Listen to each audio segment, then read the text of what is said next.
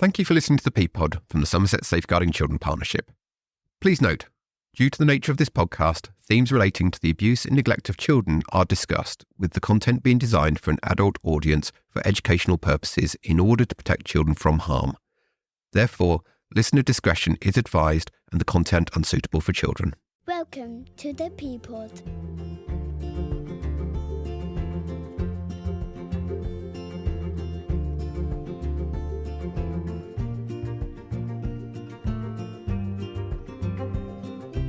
Right then, welcome back to the ThePPod, the partnership podcast from the Somerset Safeguarding Children Partnership. Now, one thing that we often think about when we consider support being put in place for families is what services are out there, what do they offer, and how can I get them involved with this family? Now, one of the key principles, obviously, of working together to safeguard children in 2023 is the principle of working in partnership with families, being open and transparent with them, and working to empower them to make those changes. If you've been listening to our series on motivational interviewing, you'll know one of the really strong principles we've talked about with Jackie, our MI trainer, is about actually we cannot make changes for families. It's about how we support them and work with them, recognise them as the experts in the room to make the changes. So that's actually the thing we're going to be picking up on today. And I was really keen, really pleased with my guests coming in to me today because it's a subject I'm really passionate about. And I know that they are extremely passionate about from talking to them. And today's subject is we're going to be talking about family group conferences. So I'm really pleased to be joined from two people within the team to really sort of talk about this. So can I ask you to introduce yourselves and your role? Tracey, can I start with yourself? Yeah, absolutely. So Tracey Seager, I'm the service manager for Somerset Family Group Conferencing team. Lisa Taylor, I'm one of the family group conference coordinators for the family group conferencing team. Brilliant, thank you, and thanks for coming in for me today. It's great to finally have you in here because I know we've been talking about recording this one for a while now. To start us off, then, if anybody's not heard of a family group conference before, or FGC as we're often abbreviated down to because we can't resist an acronym. In a nutshell, what is a family group conference? So I guess in a nutshell, it's a family-led solution to dealing with issues, concerns for children. So where children are vulnerable or at risk in any way, really, it's a way of bringing family, friends, the wider network together to come up with their own solution in a kind of safe, supported way. Okay. So kind of working in partnership like we've just been talking about. Absolutely. With the family, with the young person, to kind of make sure we're getting that the right support. Yeah, because I think we realised quite a long time ago that it's really, really critical for families to be able to come up with their own solutions, demonstrate to professionals that they as a family can work together and come up with their own solutions, which are far more likely to work than anything that's imposed on them by professionals. You know, families are the specialists in their own family. Yeah. They are far more likely to come up with something that will last and work long term for the family, long after all the interventions have ceased. Would you say that was the sort of key principle? If you were to sort of pin down, what are the principles of FGC? What would you say that was the main point? That really is the key. It's about the family leading, the family coming up with their own ideas, and even to the point that they can say, okay, we're going to do X, Y, and Z, but how are we going to do it? How often are we going to do it? What are the pitfalls? What could go wrong? Because they know what could go wrong. And so they're best placed to actually work out what they would do in the different scenarios. But it is unusual for families. It feels strange for the family to be given the opportunity to do that themselves. Sometimes that's a bit scary for them. And it can be challenging for professionals as well, who are used to leading and fixing when we ask them to just give the family the opportunity to demonstrate to you what they can do. And we're constantly blown away by what families can do if we just create that space for them to do it. Again, it's recognising who's the expert in the room here. Absolutely. And it's not us. It's also, in terms of effect, it's voluntary. Right. And for the families, in terms of their engagement, they want to do it. So having it not a directed or not a put upon, it is completely voluntary. Their engagement is voluntary. And I think that really helps them to come forward with a family group conference because they want to do it. They want to see the changes, and moving forward with that, I think, is one of the keys for us. Yeah, I definitely. And again, it's something, if anybody's listened to any other episodes of these podcasts, we know that trying to impose change, dictate change, doesn't work. It's as simple as that. And yet it's a kind of quite a strong habit nationally that we're kind of in. we work with the family, and particularly when we're kind of looking at child protection conferences and things, and actually, to keep this child safe, you must do X, Y, and Z. And actually, it doesn't particularly work. And in a lot of training that I run, people will say, but when you get to child protection, you can just tell them what to do. And all right, and in terms of consent, and then yes, there is that sort of option. But there's no point saying to somebody, okay, well, you must stop your heroin use today. And if you don't, there's consequences to that, because it ain't going to happen. So I say to people, even on child protection plans, it's about working with that family to say, well, let's work with you to make sure that we can keep your child safe, but that as they stay actually realistic and manageable, and something that can be achieved, rather than setting people up to fail. And the key with family group conferencing is the children are involved right from the beginning and involved throughout the process. So wherever possible, they attend their family group conference. We put an advocate in place to make sure that the child is able to express their views clearly. We put advocates in place for parents who need additional support. And that power of listening to the child's voice, and I give you some lovely examples of where we've worked with families who have listened to the children's voices and come up with the most phenomenal plan, something that children's social care could never come up with, they would never think of. It's not something a professional could even suggest. And families just have an amazing ability to come up with some just fantastic solutions. Because I know that family group conferences have got quite an interesting kind of history to them. And again, if anybody's not aware of it, I think it might be useful to just kind of explore that for a moment, and then maybe sort of think about how it came into Somerset, if that's all right. So going back 35 years to the United Nations Convention on the Rights of the Child, which of course our own Children Act fell out of, but in New Zealand, their Children and Families Act was developed as a way really to work with the Maori people. And they were finding that a huge number of Maori children were being placed in care and being placed in institutions. And so the family group conference model was devised in New Zealand specifically to work with Maori families, because it worked much better with their culture, the culture of bringing the wider family, the village together to support the child and support the family. So 1989 is when it was first launched in New Zealand. It's currently in use in 30 countries across the world. Came to England, came to the United Kingdom early 1990s, but not to Somerset until 2017. And that was on the back of a particularly bad Ofsted inspection. And one of the requirements from Ofsted was that Somerset set up a family group conference service. So we had a 6-month trial where there were 3 people on the team, kind of pilot. Lisa was one of the original coordinators, so she's been with us right from the beginning, 7.5 years ago. Then I joined 6 months in, so at the end of the pilot, I've been on the team since then for 7 years. In fact, 4 of us have been on the team for more than 7 years. You want to stay? You like it? Do you know Most what? definitely. Why would you not? Best job in the world. We are all so passionate about what we do. No, I know. I think that certainly comes across from talking to you and all the team, actually, I have to say. In fact, family group conferencing does date back even earlier than that. So back in the 1800s, the Quakers were using a version of family group conferencing. Okay. So the history of FGC does go back many, many years. It's funny, actually, how sometimes these kind of more traditional, that's probably the wrong word, but more sort of traditional way of offering support and looking at solutions can be traced right back sometimes. I'm just thinking, actually, when you're talking about Maori culture, thinking about restorative justice and that sort of process there. And actually, again, that problem solving is about getting the community together to work together, which I think sometimes we've kind of moved away from a little bit within Western society. Yeah, I think sometimes we're so busy coming up with policies and practices and best practices that actually, if you strip it right back to the bare bones of family and what family is about, that really is what family group conferencing is about. It's about going, it doesn't matter what solutions you have out there, what research tells you, nothing is the same as actually putting the family together and saying, what can you do to improve things for the children? How can you fix this? How can you demonstrate to children's social care that you as a family have got this, that you can keep your children safe and forever, not just for the next 6 months, next year. Yeah. This is kind of a long-term fix that hopefully will then become embedded in the family so that the children we're working with today don't become the parents of children under the scrutiny of children's social care in the future.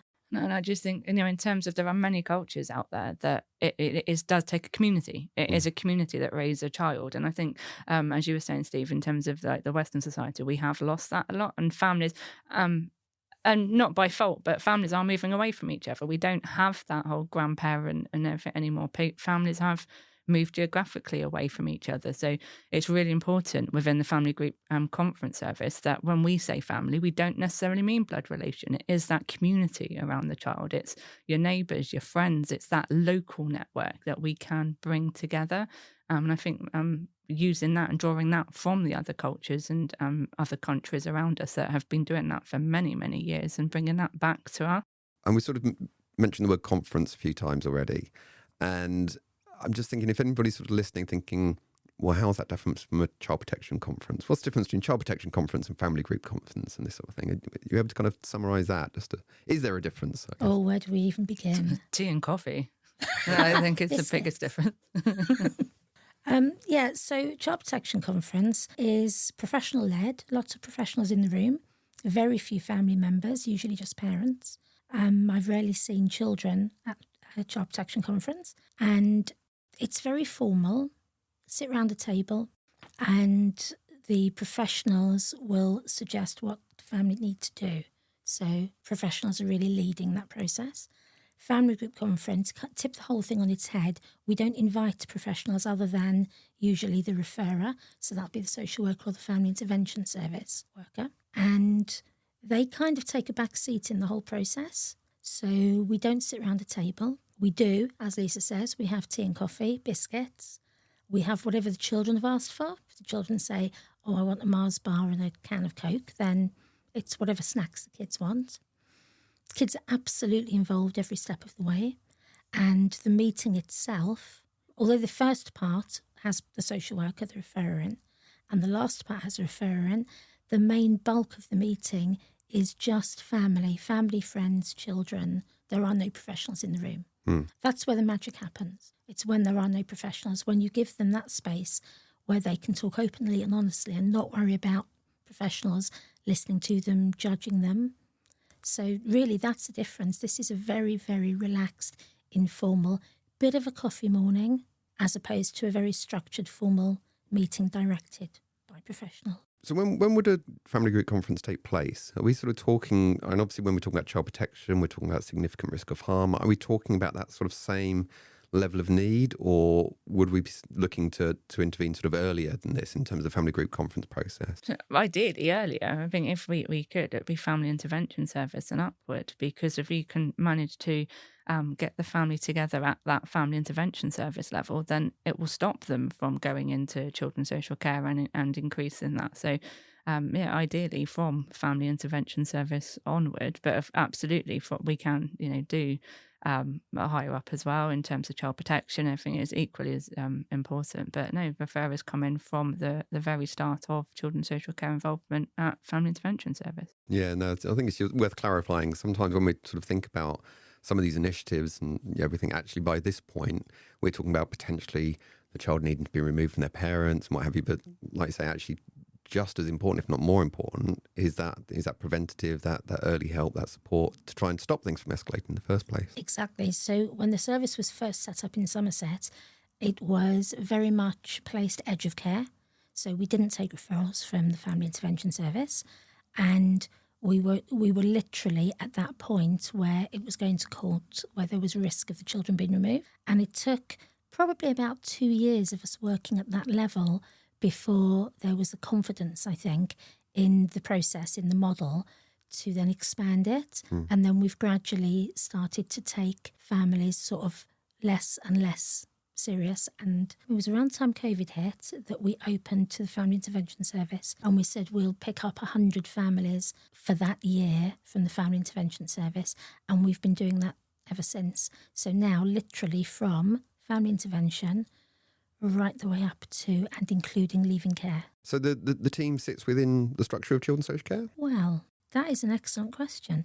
So we are independent and neutral. And in order to do that, we don't really sit in children's social care as such. We're a bit of a satellite because we can't be influenced by social workers, social work team managers, because we have to remain neutral. That's all part of our accreditation that we have with the Family Rights Group, is that we keep that distance. So we actually sit under kind of the kinship, fostering and adoption team, Okay. but we're not even integrated with them. We are kind of just a little satellite that buzzes around children's social care. So what's the team structure like then? And is it a big team? Are you kind of quite a focused team? What's the structure look like? We're a very small team. There are 6 of us, 1 manager, 5 coordinators, and we cover the whole county. So the coordinators are dotted around across the county. So they do have kind of geographical areas that they work, but any coordinator will work any area. And generally a coordinator will do about 50 conferences a year each. So we have a target usually of about 250 conferences a year. I think again, from the more so from the back of COVID, we've been more flexible in where we can go to. So in terms of working from home or working in offices and everything. So we used to work purely on our location. So I was South Somerset, but now I pick up Taunton and Bridgewater, and so it's where the families are, especially as our referrals are increasing. We are picking them up where we're able to go to, and we travel to them, and it's working. So yeah, we are based across the county, and there are a few of us, but it depends on where the families are, where the referrals come into where we go. I know, Tracey, you were saying before we started recording this today that actually at the moment you've got members of the team out and about all around the country, or I think you were saying that you're off to another part of the country tomorrow. Yeah, absolutely. So we've got Amanda is on her way back from North Wales. She was doing a conference for young men in care in North Wales last night.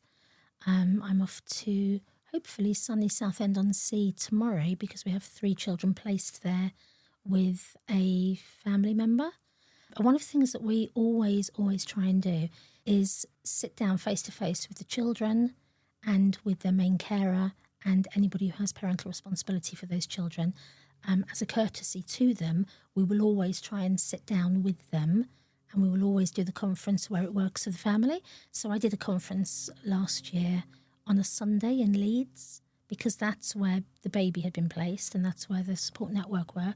So we go to them. Last week, I did 2 prison visits, one to see a mum whose children I'm working with, and then the other one was a family that Lisa's working with because she needed some advocacy done with Dad. So he needed to know what was happening, what the process is, but also his views to take into that conference. So we try really, really hard to make sure that we engage everybody equally. No, good, thank you. It's really important, isn't it? So, we started talking about the process a little bit. So can we get into that? Sort of what is the process, Lisa? Maybe you can kind of explain from start to finish what happens.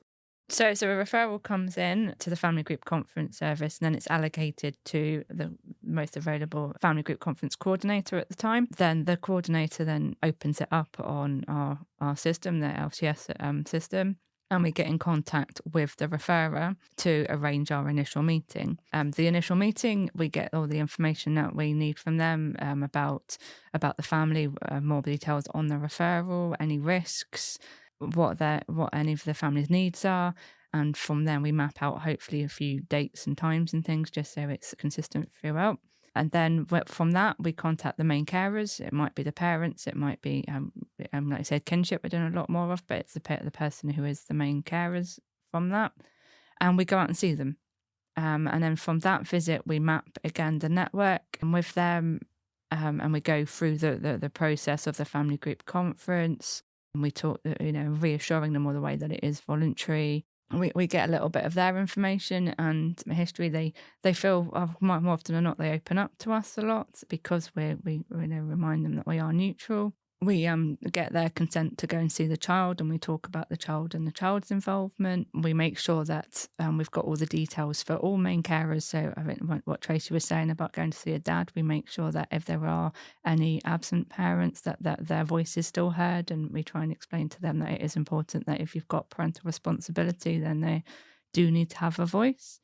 And then from then, we go and contact all the family network. Sometimes, ideally, we try and see them in person as well, but sometimes it does have to be phone or FaceTime or anything. Can I just jump in for a second? So you mentioned the family network then. So in terms of who would be involved in the conference, would it just be the family members, sort of aunts, uncles, grandparents? No, not at all. So family network is who the family see as their network. So it could be a friend, it could be a neighbour, if they've got someone that they're from their local church or something like that they want to invite.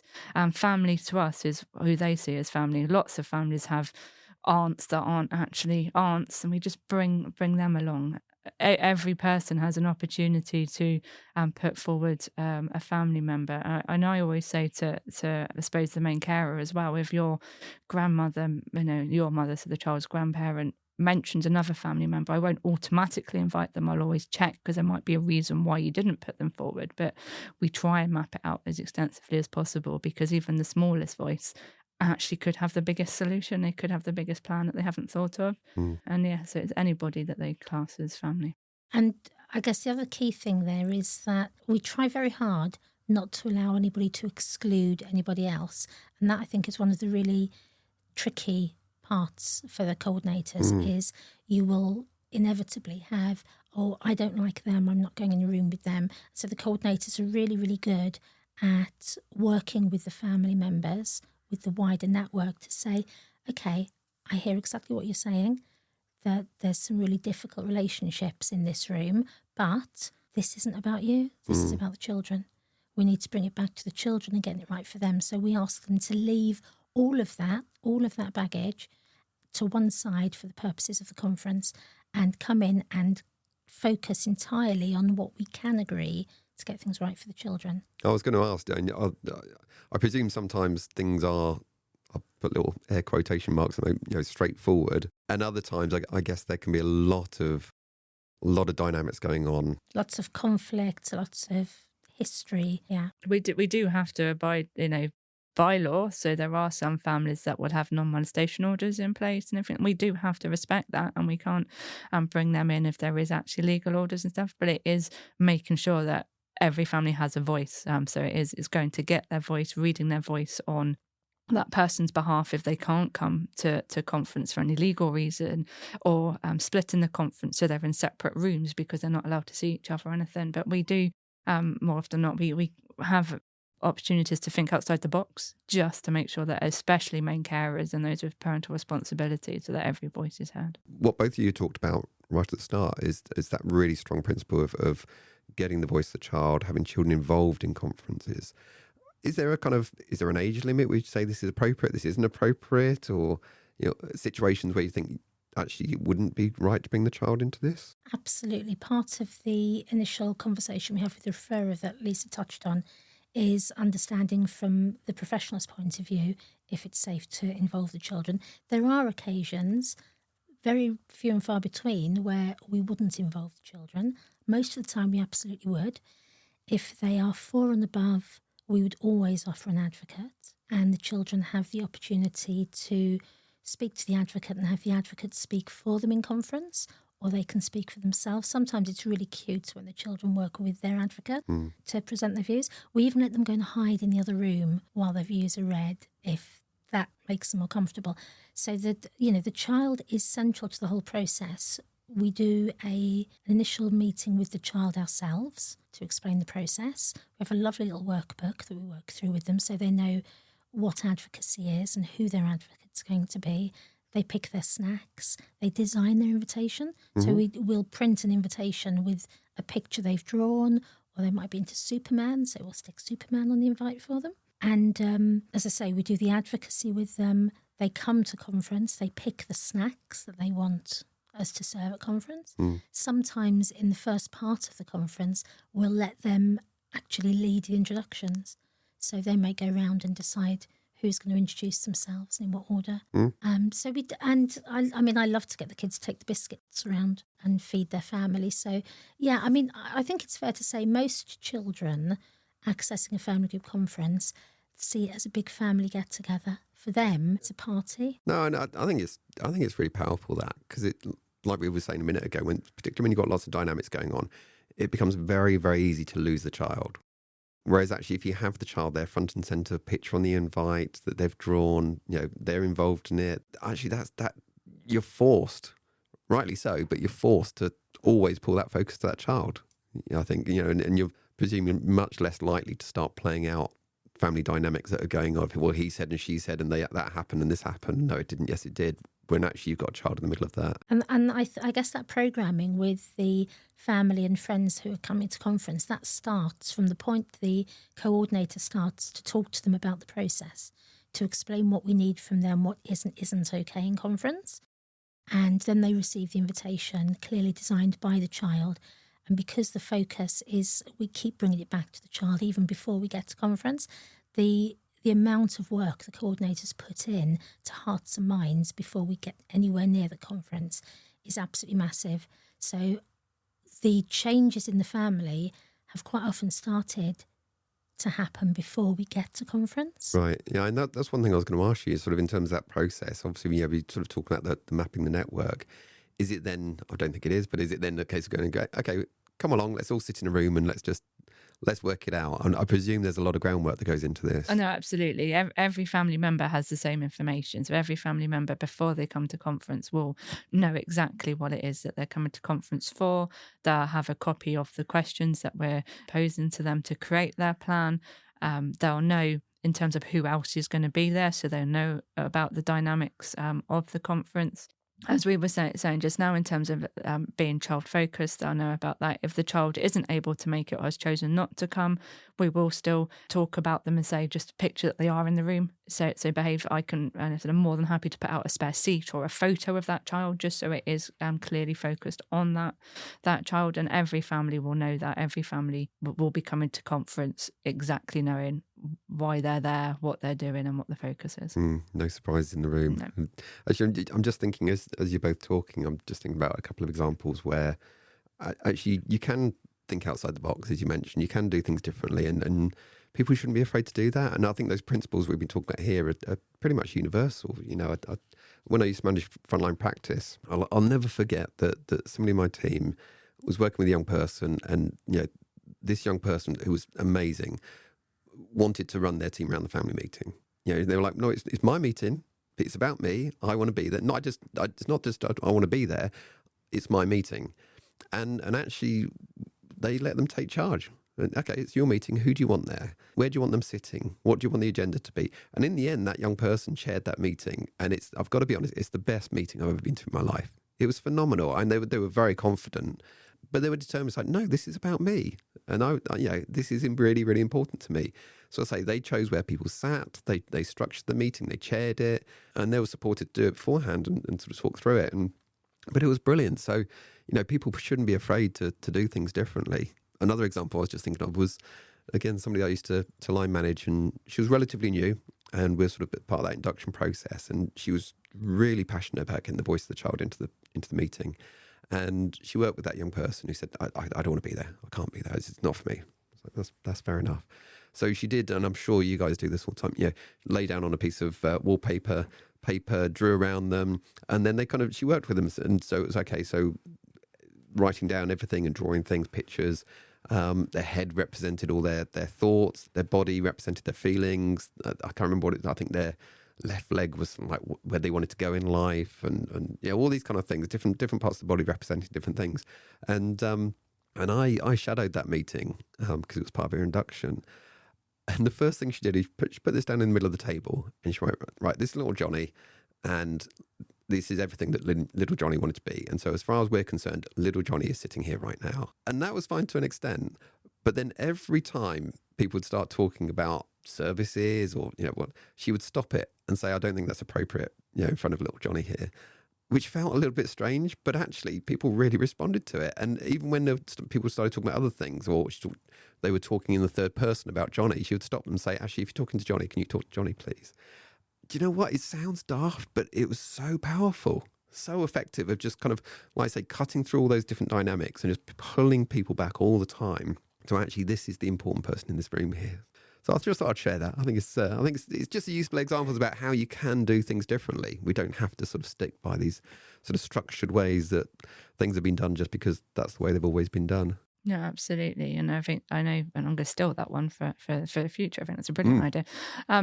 But in terms of at our conferences, we have welcome signs, which are created by the coordinator, like welcome to Johnny's family group conference. So again, it's focused on them, but they can design that themselves. So while they're there, they want to get the pens out or something, they can then design the welcome sign for themselves and draw and things. So again, it's focused on them. During the actual private family time, some emotions are okay. We're not going to lie to the families. This is going to be an emotional meeting.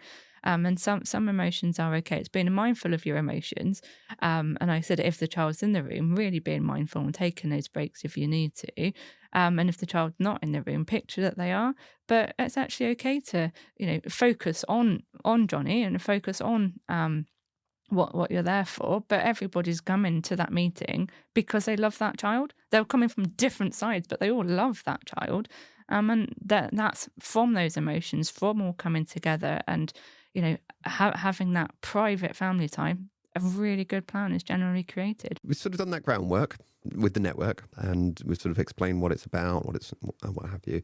We get everybody in a room. What happens within that? You mentioned there's sort of questions that you go through or things you'd ask people to think about. What sort of things do you cover within that? So in terms of the information sharing part at the beginning, first of all, we do like the normal just welcome to the family group conference. They introduce themselves, and again they introduce themselves who they are in relation to the child. So again, it's just that little detail about reminding them and keeping them focused. It's about the child. The information sharing part is where the social worker or the referrer, would have the biggest talking part during that part, just giving a brief understanding of why they're there and hopefully just welcoming them and just sharing with them. The questions are created and that everyone should have a copy of the questions. The questions are also going to be pinned up on a whiteboard so they can see them. And it's focused on them. It's their opportunity as a family to ask any questions themselves. Some of them, especially at extended network, may not have met the referrer at all, may not have had that opportunity to ask questions. Grandparents or aunts and uncles might not have been able to have that time. So we don't like to leave the first part of the conference with them still having any slightest unknown or what's going on. Everyone needs to be on that same page. The last part of the information sharing part, and it's the most important part, is the voice of the child. We leave that till the last, so when they go into private family time, it's fresh, and that's the thing that they will remember, or hopefully remember. So we leave that till the last. Okay, and you mentioned sort of private family time there. So is that separate to the conference? Yeah, so it's the same conference. The conference itself is in 3 parts. So the piece Lisa just talked you through is the first part, the information sharing. Private family time is where we take the referrer and often the children out of the room, so there's just family and friends left. And that's their opportunity to work together, to work through the questions, to agree. The idea really is to listen to all their different views because they've all got their own experiences to draw on. They've all got their own ideas and thoughts. The idea is that they share those and between them come up with an answer to each question. So the question might be, how are we going to encourage little Johnny to go to school every day? And everybody will have their input and ultimately they will come up with their solution as to what as a family they've agreed they can do. That takes as long as it takes. If it takes 2 hours, it takes 2 hours. The coordinator will dip in and out and just keep an eye, make sure everything's okay. The referral can go back in if the family need advice, guidance, support with anything.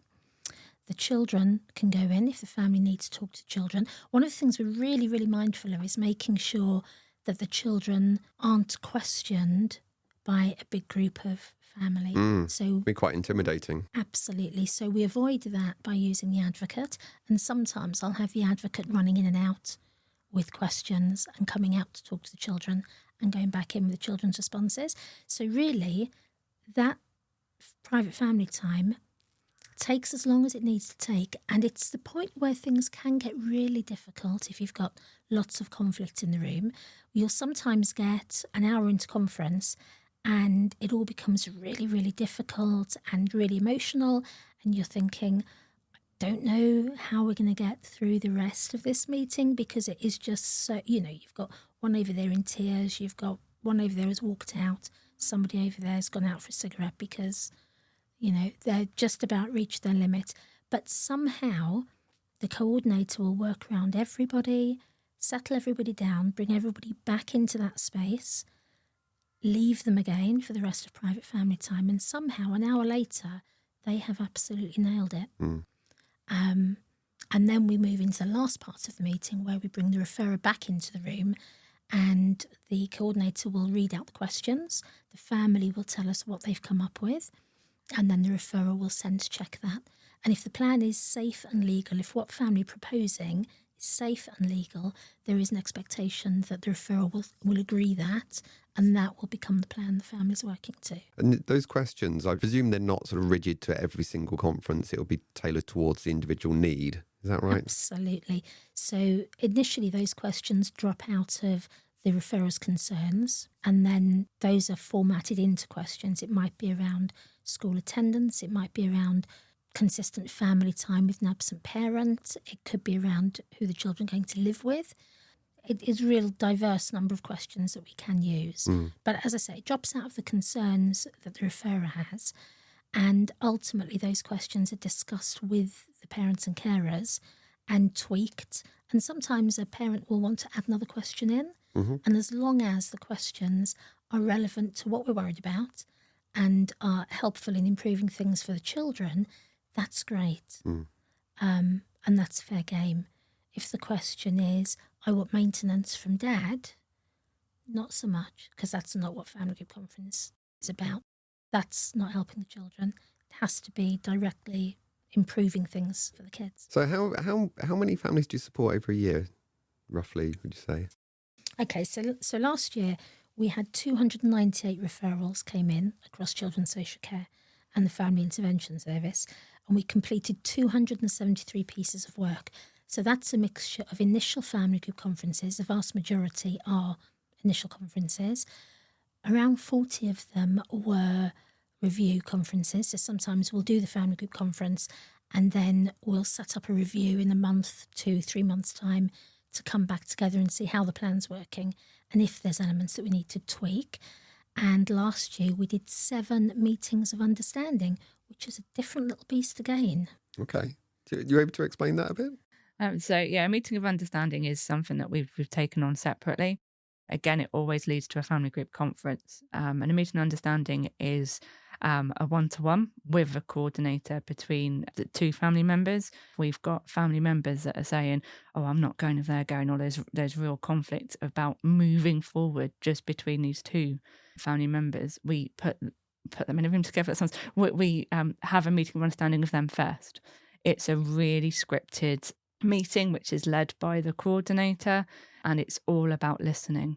So it's about asking so you take it in turns and you ask the one person there what do you want someone to hear, and then they say their statement, and then you ask the next person, what did you hear them say?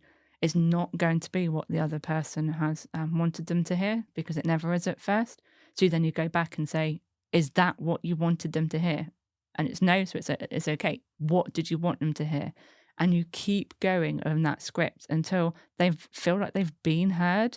And then we turn it over and we just repeat the process for the other time until they feel that they're actually hearing each other, right, and they're able to move forward with each other.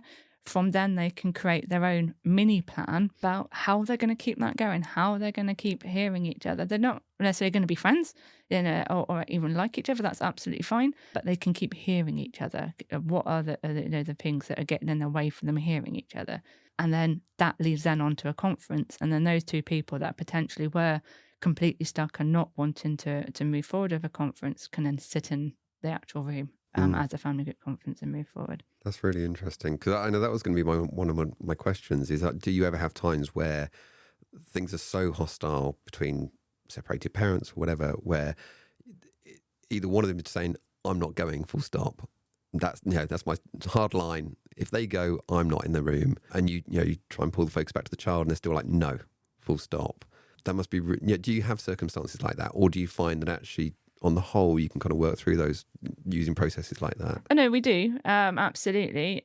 And that's where, again, like we said, we think outside the box and we're like, okay, but you do need your voices heard. We offer something called a split family group conference where the maternal family and the paternal family have their own conferences and then pull the plans together, and then they each get a copy of each other's plans, or shuttle conferences, which is getting a coordinator's steps in because they're having a conference at the same time but in separate rooms, and you just go to and from the rooms.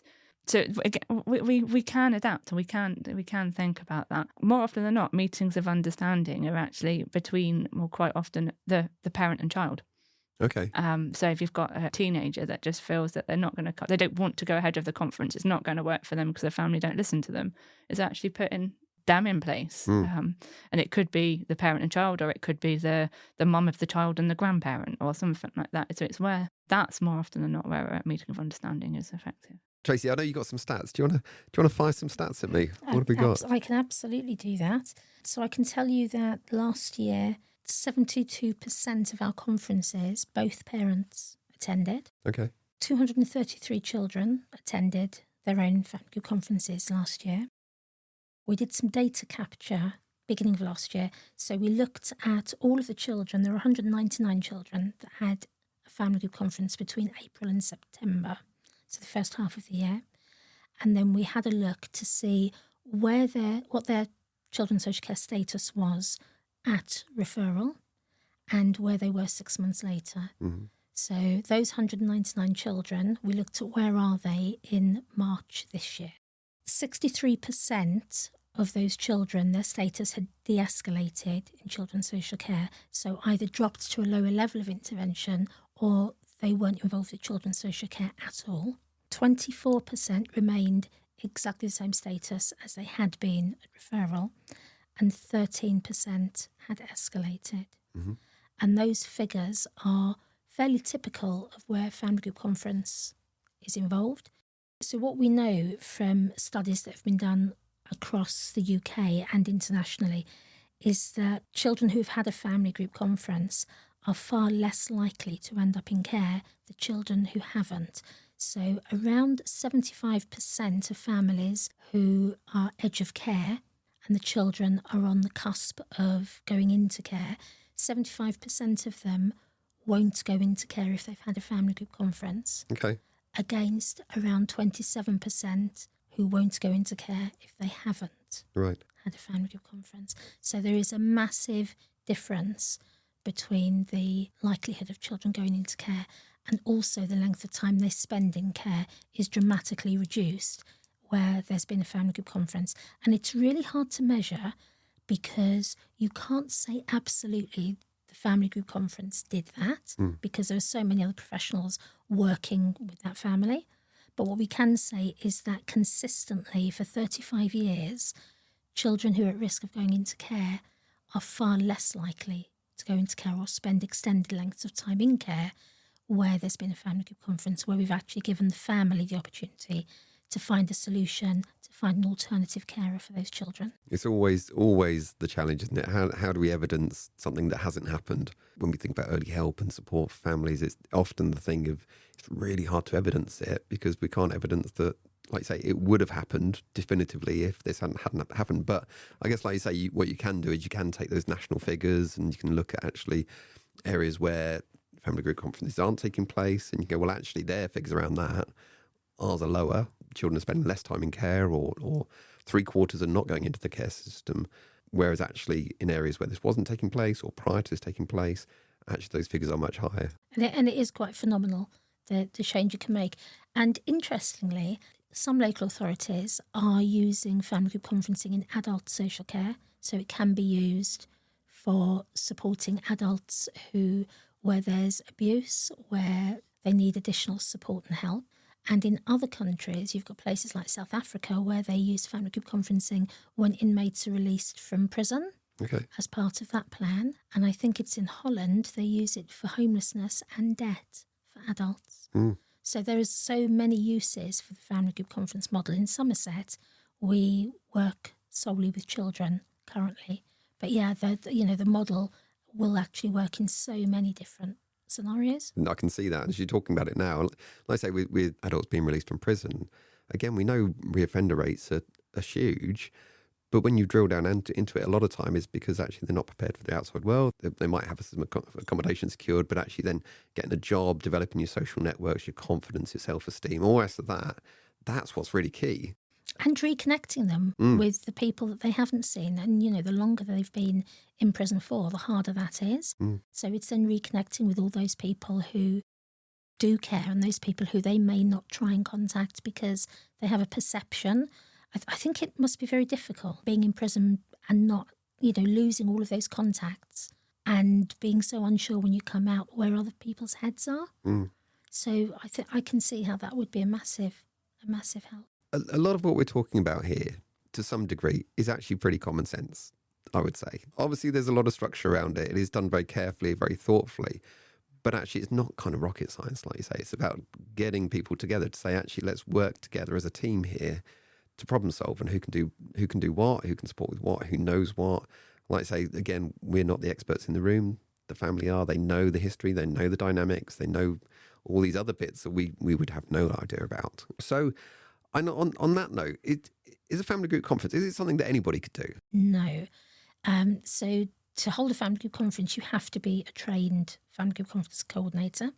Any family can get together and resolve their own issues, but it's not effective and it doesn't happen unless it's done in the structured way. So I touched on earlier, we're accredited by the Family Rights Group. So that means that all of our coordinators have been professionally trained as coordinators and are really experienced with what we do.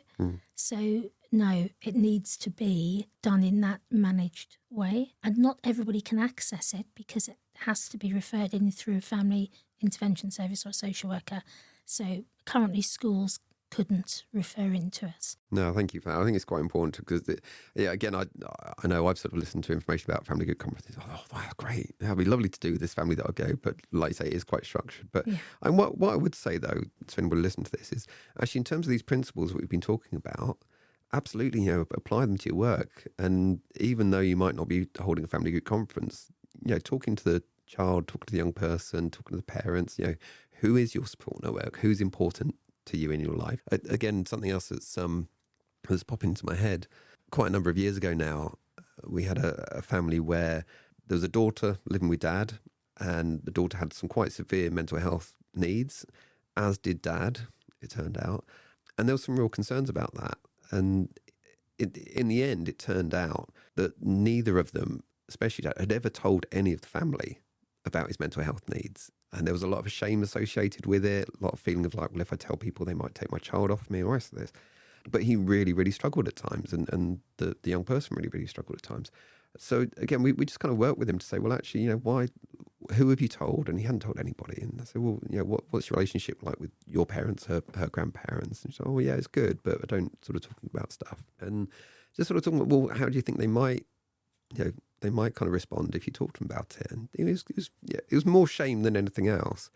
But kind of long story short, he did eventually talk to grandparents, and they were amazingly supportive. And actually, they then, with his permission, got his brother and sister-in-law, so aunt and uncle involved. And actually, it was a brilliant result because the aunt and uncle were saying, that's fine, we can step in. How about we look after the young person sort of once a month? It gives you a break, gives you a chance to do these things that you want to do. And grandparents were there kind of to support as well. And again, it wasn't rocket science. It wasn't a huge piece of work, sometimes it was just overcoming those little bits of barriers, just saying, actually, who is there to support you, who can be there to support you, and you don't have to do it on your own. And that, Steve, is so often the case that we work with families that, a social worker, our social workers are so stretched already. They don't have the time or the resource to map out the wider network and do the work that we do. But it is amazing how often the family members that we do talk to have no idea the level of the concerns or what's been happening for the children. And so, yeah, you're right. A big part of that is about educating them, which is where the coordinator comes in, because we do have the time to sit down with everybody and explain a little bit of the history, where we are, why we're concerned, and then encourage them all to be involved in that process, which, as I say, a social worker has not got the time to do that. And I've lost count of how many times social workers have come to conferences where they've said, oh, it's a very small network. We've got maybe 4 people. Okay, fine. We get to conference and there's a dozen people in the room, and, over and over again, the social worker's going, what? How? Where did these people come from? But it is amazing if you can put the time into talking to mum and dad and the children, and then gradually more and more people start to come out of the network. So yesterday I did a home visit, and mum said that the only person really was her niece. By the time I left, there were 2 nieces, a nephew and an aunt, and one of the niece's boyfriends. So we went from 1 person to 5 people, and that's just a gentle process of probing and asking, and she'd be too busy to be involved in this.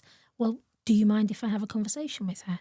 If I can ask her, see if she wants to give us some written thoughts about how she can help, and I'm confident that all of those people will end up attending conference, and most of them will have no idea of the struggles that the children are going through. Often we think about what services can we get involved, who can we refer to, but actually sometimes talking with parents or young people, actually it's the next door neighbour Jean who's really good at kind of picking up when you might be struggling a bit and inviting you around for a cup of coffee. Absolutely. We shouldn't be afraid to think about these things and explore these things, I think. What would you say, in your experience, what makes a really good conference? What are those conferences you come out from and go, that was great? I think for me, it's when everybody has said this will not work, and you go all the way through the process and you get halfway through the conference and even you're thinking, I'm not sure this is going to work. And then 2 hours later, you've absolutely nailed it. So I'll give you an example of one I did quite a few years ago.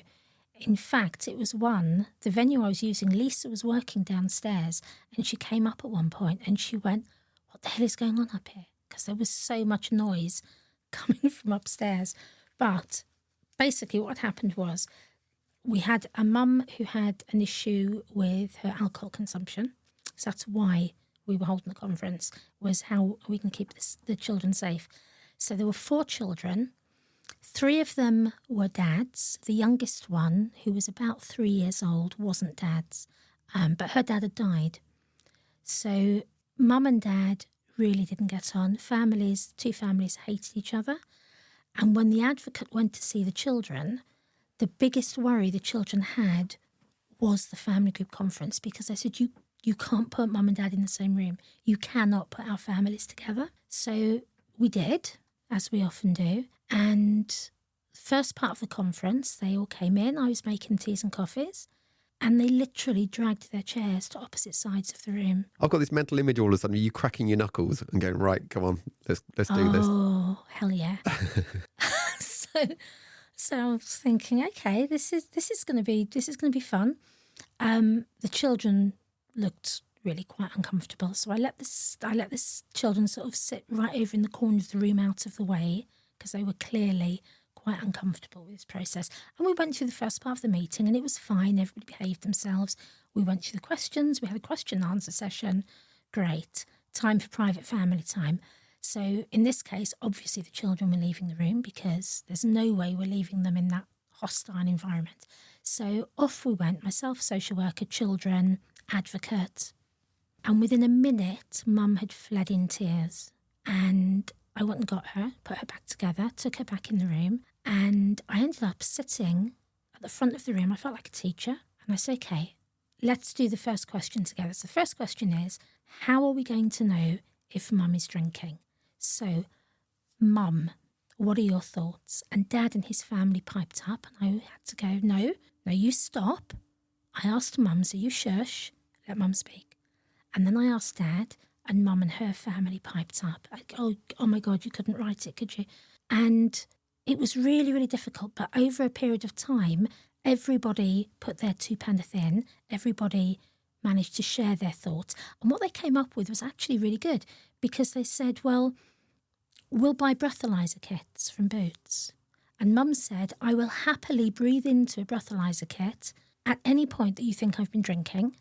And the other thing we looked at was, if mum does need to have a drink, if she is going to have a drink, how do we make sure that rather than going, oh, well, mum's not to drink anymore, be a little bit more sensible, make it a bit more realistic. And say, well, if mum is going to have a drink, then what's the plan? So that mum could say, actually, I'm struggling, I need a drink. Anyway, we worked through the first question. They came up with a solution. And then I went, okay, I'm going to leave you to it. You carry on. I'm going to go and play in the other room. And off I went, every so often, just checking. 2 hours passed, and I walked those children back in the room. Mum and dad were sat side by side, cup of tea in hands, chatting. And Steve, I don't know what happens in private family time. What I do know is that these kids stood in the doorway, their little mouths dropped open, and one of them went, what happened?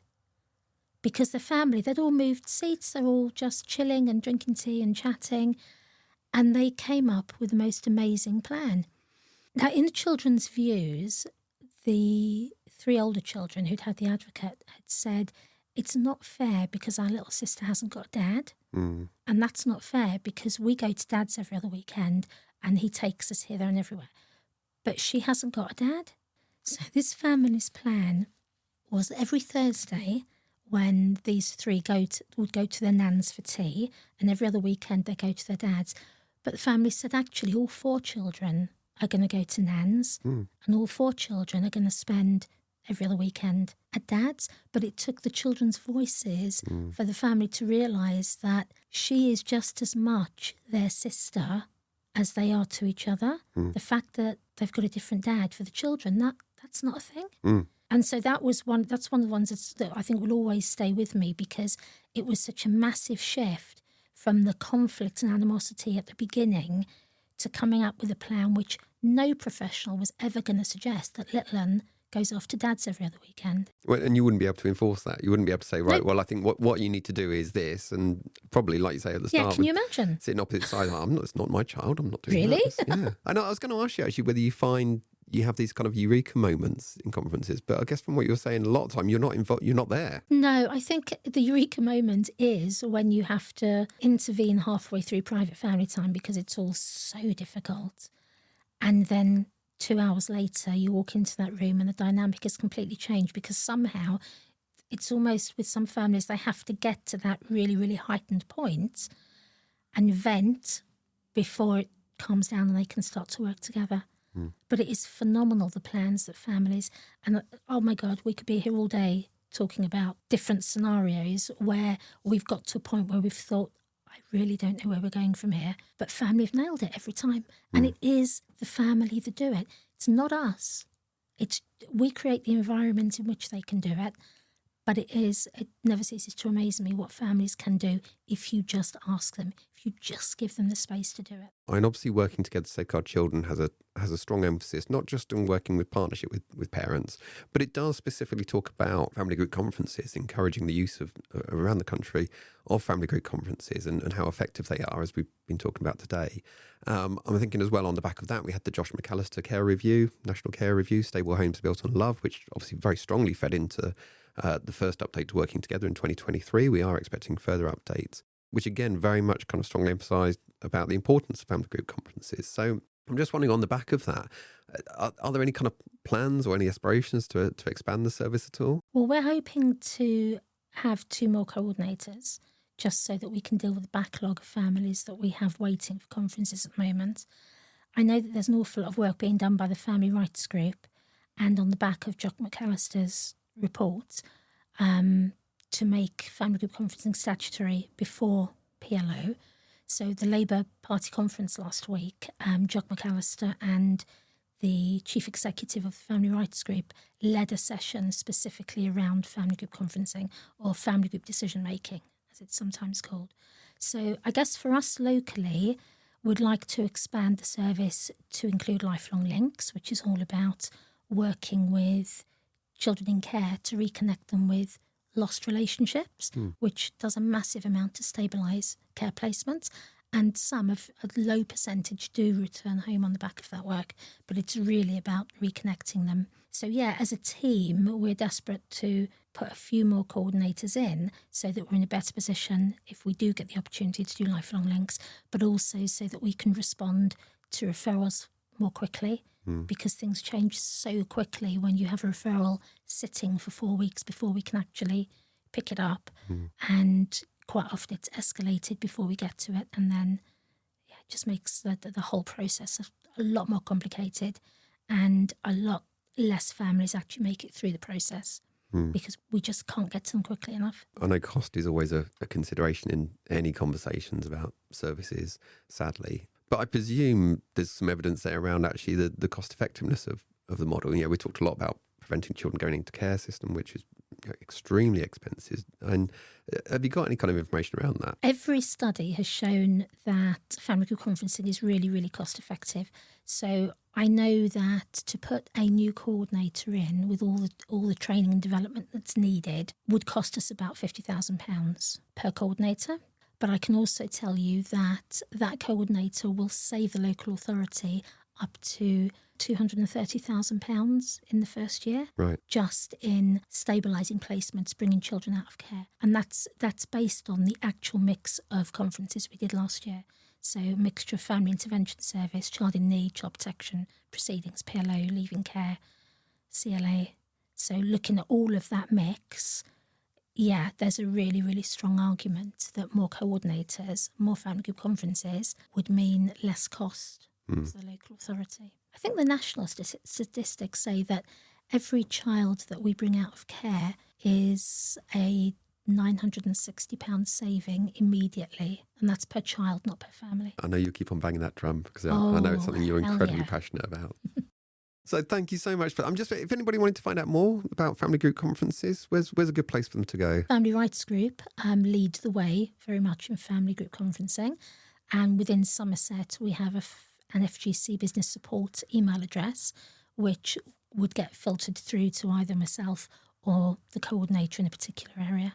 Brilliant. Well, what I'll do, I'll pop the links for those into the description for this episode if you're happy with that, because I'm sure a lot of the time people hear these things and think, oh, do you know what? I want to find out more. Thank you so much, both of you coming in. It's been great to finally get you in the studio and talk to you both. And yeah, I don't know, it's got me excited about it. I don't know if anybody else, but it's great to hear. So thank you so much for all the really important work that you and the team do. Thank you.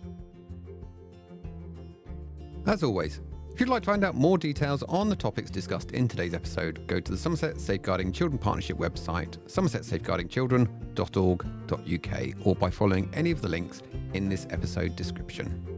If you enjoy listening to the ThePPod, we'd really appreciate it if you took that time to follow or subscribe to us on your chosen platform, or even better, leave us a review to let other people know about it, and make sure to let your colleagues know about the podcast and encourage them to join us here as well. It really does help to spread the word. If you have any questions or comments arising from today's episode, or would like to be involved in future episodes, we'd love you to get in touch with us at theppod@somerset.gov.uk. Once again, I'd like to give a huge thank you to my guests today, Tracey Seager and Lisa Taylor from Somerset Council's Family Group Conference Service. And of course, as always, I'd like to thank you for listening. My name is Steve Maccabee, and I'm the Training Manager for the Somerset Safeguarding Children Partnership. And I look forward to you joining us again next time at the ThePPod. Let's work together to help keep children safe.